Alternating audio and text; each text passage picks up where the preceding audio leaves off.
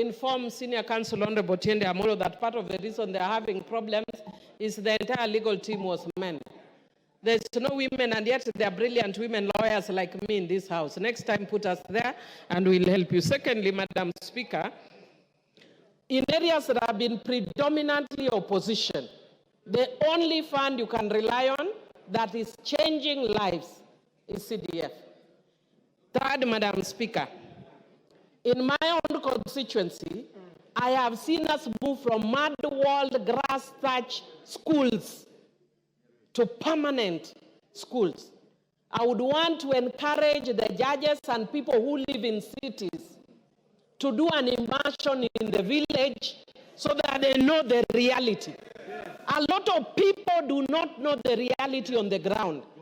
The people who are posh in cities, the lawyers are the ones who are lofty. Go to the ground and learn the reality.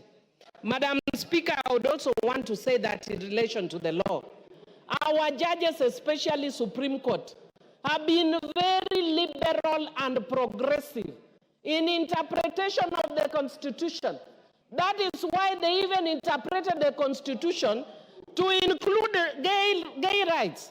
But when it comes to development, then they start telling you, Montesquieu, separation of powers. I have no problem with separation of powers as espoused by Montesquieu many years back. But Montesquieu does not come from my village, Kolo, in Rusinga Island. He does not know what people go through. That is a very good concept, but something good is finally coming out of Africa, which is the issue of NGCDF. Development. And Madam Speaker, I was just discussing with Honorable Otiende Amollo that we must be brave as lawyers. And if there is one legacy we must leave in this house, is to entrench the fourth role of a member of parliament in this country, which is development.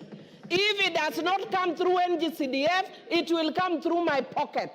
That is the reality. And the members that came before us were overwhelmed.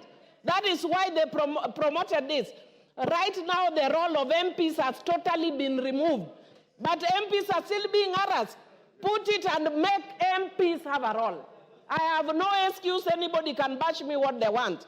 But as an intellectual and as a bright lawyer, this is one thing I am willing to defend to my grave. Bora usiguze NGCDF. Wengine wanasema bora usiguze mulima, mimi bora usiguze NGCDF. Hapo tutapigana. The Honorable Member.